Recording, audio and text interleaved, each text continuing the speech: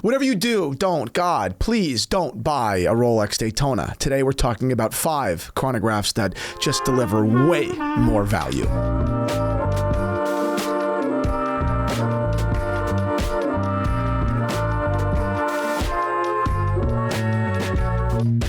What is up, Watch fam? I am Christian, the curator of the Theo and Harris Watch Shop. My name is Sam, and today's episode is brought to you by Squarespace. Terrific. More on them later. Today's episode is a great one. We're really going to talk about not just, listen, we already know the Daytona is ridiculously, priced watch. Michael has brought up their price hikes in the past. They're $15,100 right now, and the secondary market is like almost $30,000. I have a buddy that paid $27,500, $28,500 just a couple weeks ago. Box and papers? Yeah, it shows me the watch, and he's like, it better have box and papers. I don't know. Shows me the watch, and he goes, what do you think? I'm like, I think you paid way too much money. So today's episode is about essentially, what is a Rolex Daytona alternative? What does that even mean, right? Because it's not just a chronograph, right? It's more nuanced than that, right? So today we're going to talk about 3 chronographs that are absolutely better than the Rolex Daytona at 3 respectively different price points.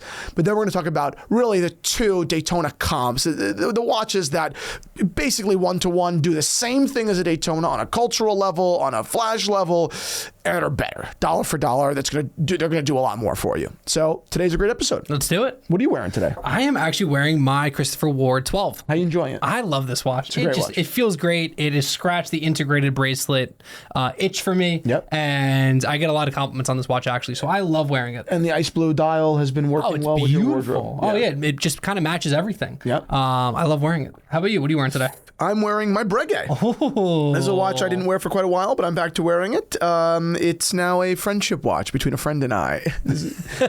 I love you. I love you. I miss you. I miss you. Exactly. So the first chronograph today that is better than a Daytona, and it's a lot cheaper than a Daytona. It's $2,800, and it comes from one of my favorite watch brands that I never talk about, which is Zen. And this is the 356 Fleager. Comes both on a strap and on a bracelet, basically at $2,600 and $2,800 respectively. Recently celebrating anniversary, which I believe is 25 years now.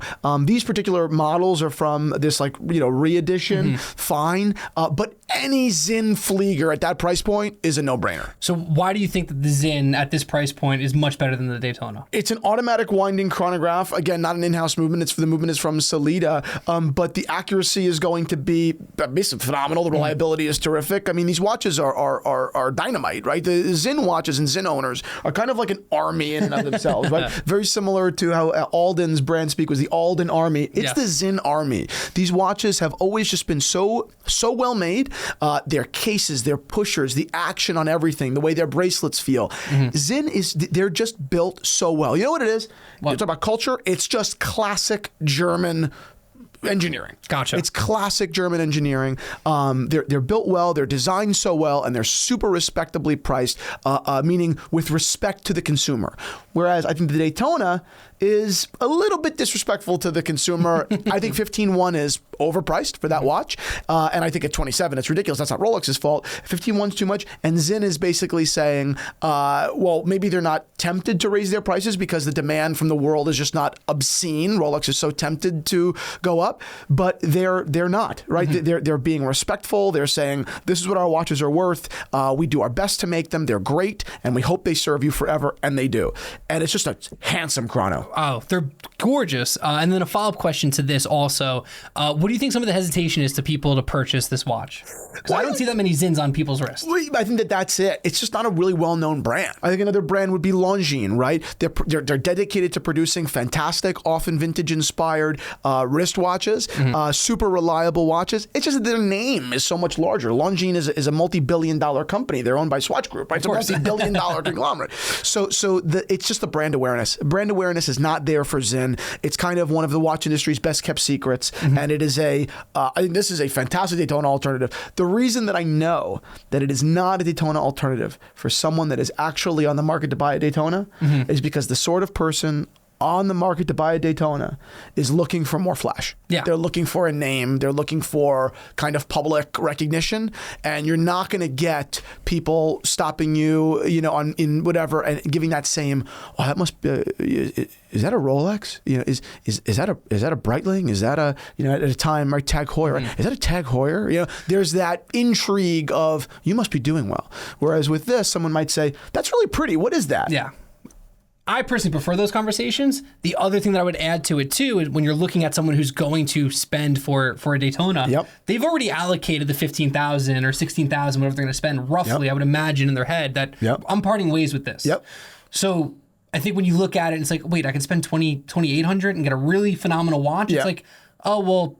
But I already have in my head that I'm spending $15,000. Exactly. And I think it's a mental game a little bit. Listen, there's that old story about Warby Parker, right? When Warby Parker first came to market, they wanted to charge $50 for their glasses, and their market research told them it was actually too low. It reflected on the quality. Even if the quality remained the same, they had to charge $100. The perceived value was actually attractive to consumers at scale, right? That's fascinating, Of course. So yes, I definitely agree with you. This is, while dollar for dollar, this is a better watch. This is a better chronograph than the Rolex Daytona. I stand by that.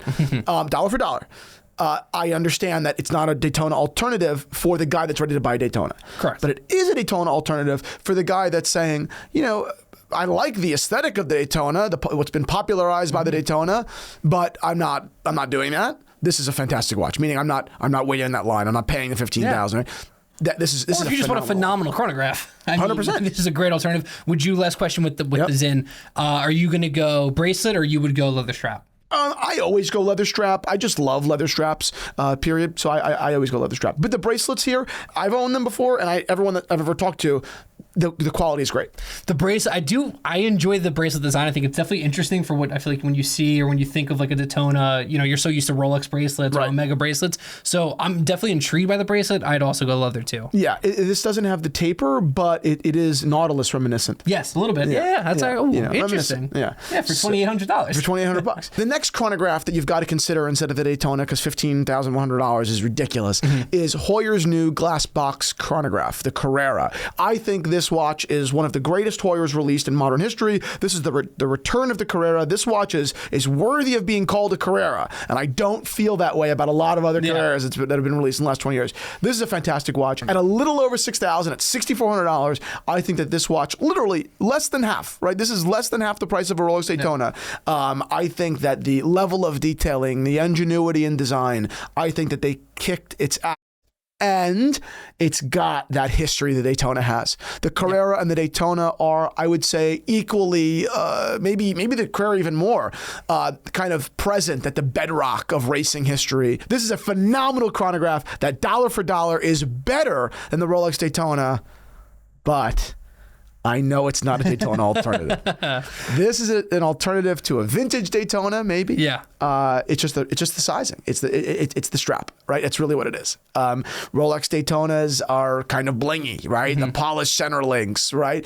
This is kind of vintage-esque. It's not kind of. It is. It is. Yeah. It's modern. It's chunkier at 39 millimeters. It's not small and dainty, but it's more vintage. It's under the radar. I happen to appreciate that, but the person, again, that's most likely going to purchase the Daytona is not going to love that because they want to show it off. I agree. And it's a shame because, the Carrera's got so much going for it. Even the name, right? Tag Heuer has perceived value that Zen doesn't, right? That means something. It certainly doesn't mean nothing. And if you go into the detailing on this watch, I mean, they got the details right. Do you know how hard it must be, right? Let's sit in admiration as students of watch design and look at how difficult it must have been for the architect of the entire kind of case crystal depth on the dial. Like this, they did not mail it in. They didn't mail it in. This is better watchmaking. This is intelligent. It's actually very hard to design a truly great dial. People forget that. It's like, do you understand how difficult it is to do design? It's very hard. Brilliant minds need to go into, and thousands of hours need to go into collectively designing something this well balanced, this good. Yeah, I mean, we did a video on this watch already a couple one of my first videos, I think, a couple months ago. Yep. And we talked about how much we loved it. And no, this is not sponsored by Tag, this video. No. And while we're on Tag too, I mean, don't discount the history here. I mean, when you look vintagely at some of these, the Skipper and some of these vintage Carreras, I mean, you're getting beautiful, the Monacos, you're getting beautiful watches. Important watches. Important watches in the realm of collecting at a beautiful price point. Relatively speaking, vintage Heuer, compared to, Rolex, so like the Daytona collection, they're a no-brainer. Yeah. You can buy legitimate pieces of history for pennies on the dollar compared to the Daytonas. Yeah. Yeah. I think that's for me personally, I'd rather go that route than spend $27,000 on a stainless steel watch new. I agree. On a Daytona. Yeah. I'd rather go vintage Heuer. Before we get into the next Daytona alternative, today's episode is sponsored by our friends over at Squarespace. I would not be sitting in this chair had it not been for Squarespace. I wouldn't be an entrepreneur had it not been for Squarespace. Squarespace delivers premium website solutions. The web building on Squarespace is not only incredibly affordable, but the technology behind Squarespace is unmatched. The template system is amazing, right? Being able to kind of look through all of these websites, right? These website templates that are elegant, they're elevated, they're intelligent, and then functional. From the minute you launch your Squarespace website, you look to the public like a company that has been around for a long time, like a company that is worthy of being trusted with someone else's money. I have 2 Squarespace websites right now, and I've recommended them to hundreds of people. I don't just recommend Squarespace to people who are starting a business, but I also recommend Squarespace to everyone with a business that has a different website system out there. I recommend you just poke around Squarespace, make an account, poke around, and I'll tell you, it'll become obvious very quickly that you got to be over there. You've got to be using a Squarespace engine because the system is just that much better. It's that much more elevated, and you'll be that much more profitable. So I believe in them completely. And with their new fluid engine system, you can just drag and drop anything. Exactly. It's so easy. It's so user-friendly. So head on over to the link down below and use the code Theo Harris for 10% off your website or domain. That's the code Theo Harris for 10% off of your website or domain. Head on over to Squarespace today. The next watch today, that dollar for dollar, the next chronograph that is dollar for dollar better than the Daytona. I know it's an obvious one, but at $8,000, and those prices are up. I think Omega's Speedmaster it's just better. Dollar for dollar, right? I mean, you're talking about you can actually get 2 Speedmasters for the price of 1 Daytona. Yeah. That is insane. It really kind of sobers you up and makes you look at like, where's Rolex getting this pricing from? I mean, it's crazy. I mean, I'm a speedy guy personally. Yep. It's on my bucket list of watches. And I think the history is more important than when you look at the cultural relevance of a Daytona, personally, for me. Yeah, I mean, the Omega Speedmaster, I mean, the only difference is, the Speedmaster obviously has the moon, but barring the moon, it's not as synonymous with racing history. Of course. It's the moon watch. I can understand why a racing nut might not want the Speedmaster. That's fair. I get it. But otherwise, it's a no-brainer. These watches, the quality, the bracelet, the cases, everything about these watches, the movements, the Meta certified, these watches are incredible at $8,000, which is a lot of money, right? Yeah. If you're old enough to remember when Speedmasters were $6,200, like I am, that makes you sound really old. 8,000 sounds like a lot. Yeah. It still makes you think about, wow, I can get 2 Speedmasters for 1 Daytona, and frankly, my Omega sales rep is going to be a hell of a lot more accommodating than my Daytona sales rep, because they literally tell you, don't even think about it. Like it's insane. So what do you think? Where's the disconnect for the person that wants the Daytona? Why are they not going speedy? I mean, yeah, it's a good question. I think a lot people do. Mm-hmm. I think a lot of this is the first watch on the list that while I understand why someone wouldn't get the Speedy over the Daytona. I can understand that, right? The Daytona is just such a hype piece that the Speedmaster isn't. So I can understand why in part you wouldn't, right? But I think a lot of people are. Omega's brand value is not only great and has been historically, but has risen a lot in the last 5-10 years. It's amazing to see what they've done on the growth side. Mm-hmm. And I think people every day do say, I really want a Daytona, but come on. Yeah, the Speedmaster is the way to go, right? If you ask people that know virtually nothing about watches, they know both those watches. Yeah. Right? The Heuer, the Carreras, they're a third, but I think they're kind of a distant third. It's the Omega Speedmaster and it's the Rolex Daytona. These are the 2 kind of most important chronographs of so far as culture, supports everyone in the last 50 years. With Omega, you can graduate into precious metal. You can get gold, you can get precious metal, whereas you lose that with tag. You're kind of, if you want to graduate to a precious metal, I know that you're a precious metal guy. If you buy a gold tag Heuer, you're going to be the only guy that bought a gold tag Heuer, and you're going to lose your shirt doing so.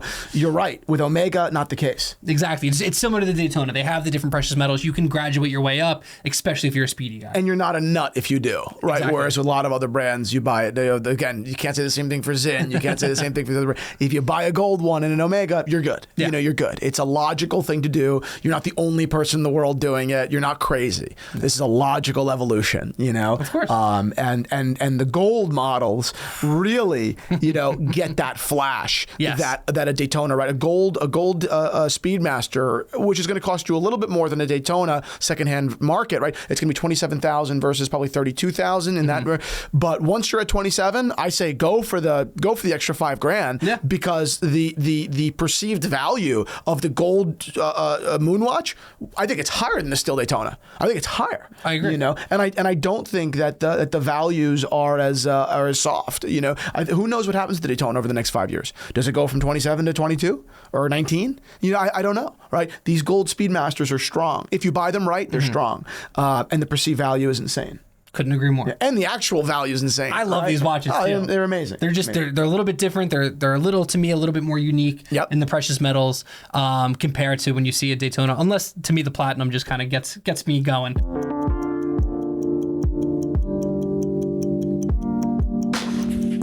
The watch on your wrist, unlike your iPad, will mean something to someone one day if it doesn't already.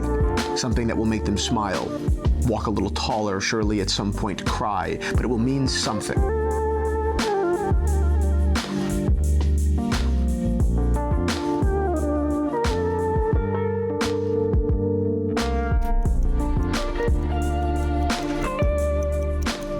Now let's get into the last two watches that dollar for dollar kick the Daytonas out. Period. And these are closer comps. These are slightly blingier watches. These are watches that I think have, the first one just brings so much value, Agreed. So much more. This is a better watch than Daytona. And the second, the perceived value is really high, and the brand has just kicked ass lately with their designs, and they're doing a great job. So the first piece is the Zenith El Premero.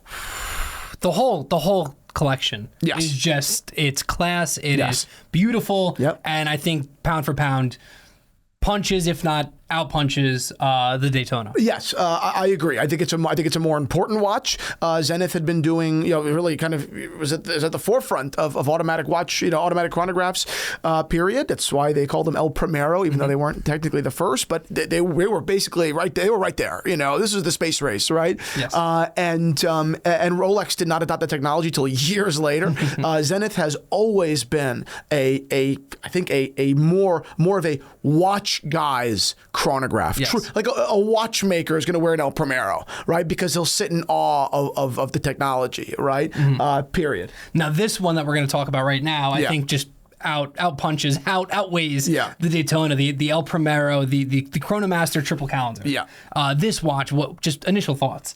I mean, I think it's great. Obviously, it's complicated. I think it's beautiful. I mean, the other thing about the Zenith El Premero collection that is just great is there are so many different variations, which maybe is a bad thing on a branding side because it shows indecision. But I think it's the opposite. I think that people can look at the Zenith El Premero collection and say, "Wow, I mean, one resonate. This one really resonates, right?" Whereas with the Daytona, because again, I love the Daytona, but because it's just one model in two colors, black and white, essentially, and they're kind of the same. It's just it's I love the Daytona, but in the Zenith collection, there's just a larger world of options. No, there's more color, which I appreciate with the triple calendar too. I mean, this watch right here, you're getting a full chrono, triple calendar, and it's $13,900 with bracelet. Yes. And it's 38 millimeters, which I actually like. I prefer like a smaller sports watch. Exactly, and this has that whole panda, look. And again, they really were at the forefront. It's no BS. These watches were great, and the execution of the complication is great too. I mean, 100%. The windows are really well placed, and these watches are fantastic. This is a better watch than the Daytona. And a little fun fact too, they released prototypes of this in '69, I believe. It was the A386. They used the same blueprint and proportions as they did did in '69 There you when go. they're releasing this watch now. That's amazing. Which I think is just awesome. It's Totally. just, cool little history fact. Totally. And again, it's one of those brands that if you buy into the Zenith brand, you become a friend of the brand, right? Whereas with Rolex, it's a much more different, it's a different experience. It's a very different experience, right? It's much harder to get in. With Zenith, you can actually have build a big, long relationship more easily, right? And the quality is just unbelievable. The last watch, which I think is just this is incredible. This is the Breitling Chronomat B01, 42 millimeters. They have other different sizes in their collection. I would say a lot of this is true for the whole Breitling collection, basically. But these chronographs with those bullet bracelets are no-brainers. They have that same panda aesthetic, automatic chronograph. It's blingy, but it's tasteful, right? I think that these Breitlings are super tasteful because they lean on history, because they lean on their vintage aesthetic, as opposed to that mid-2000s Bentley thing. No, Breitling is back. Breitling is better than ever. And these watches are $8,750, and you can go in and you can get one. And these watches are amazing. What I like about the Breitling too is I feel like this is a watch that if you get this Chronomat and you walk into a restaurant or just out in general, you'll probably be the only person wearing that watch. Exactly. And I do enjoy that fact. And watch geeks are going to see that it's a Breitling, and most of the time I'd imagine they're going to enjoy it. Well, it's not just watch geeks is the thing. Like another reason why this gets to be such a kind of like a Daytona alternative is because regular again, if your game is clout, regular folks, the perceived value of this Breitling is huge. Gotcha. It's huge. I don't think that someone's going to look at this and say, that's way cheaper than the Daytona. No. He probably couldn't get a Daytona. People don't even think that way. We think that way like in the watch world because we're nuts, but that's not actually how it is, right? This watch is it earns its praise. It earns its praise, and I think that Breitling has spent, obviously it's a 140-year-old company, a long time building up that image that for many years the praise was not equal. It was actually greater than the watches. And now those two things are back in sync, right? The clout of a Breitling is earned because the watches are terrific. For many years, the clout of a Breitling was a hell of a lot more powerful than the watch itself, which was going to drag a brand down, right? It's only so long you can kind of get away with that brand deception thing in the luxury world before people start to say, wait, this brand is no good. It used to be good. It's not anymore, right? Word gets around eventually. But Breitling is back. They've done a great job. This is a great watch. Love it. Absolutely. So that's it. I'm not saying don't buy a Daytona. I love Daytonas. They're great, right? I do. But at $15,100, as a matter of fact, if you're looking at, kind of looking at the watches themselves, the quality, there are other alternatives at price points from $2,900 all the way up to $14,000, and famous ones at $9,000 that they just do the same thing, guys. Yep. Really understanding, and it's amazing. I love it. Terrific episode. Yep. Thank you for your time, my man. If you guys liked this episode, please go ahead and like it. If you want more exclusive content, kind of behind the scenes of Theo and Harris, my real thoughts on this industry and on the market and all of its players and the ad sponsorships and all the different watches, go over and subscribe down in the link in our bio to The Zero, which is our private community. Watches and Wonders is coming up, and we're going to have a lot of private thoughts we'll be sharing over on The Zero. So go become a Zero. And if you do, shoot me a DM. I can't answer all the YouTube comments, but I can be there for my Zeros. We'll talk soon, guys. See everyone later.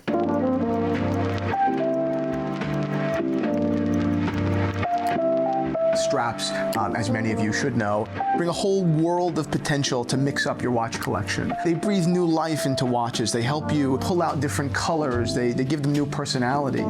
Straps can be very addictive. I know people with 2 watches and 10 straps because it adds so many facets to a collection in a fairly easy and fun way. So that's why they become such a part of the Theo and Harris culture and identity. I think we sell more exotic straps than almost anybody because I just love them so much and I love sharing them with you.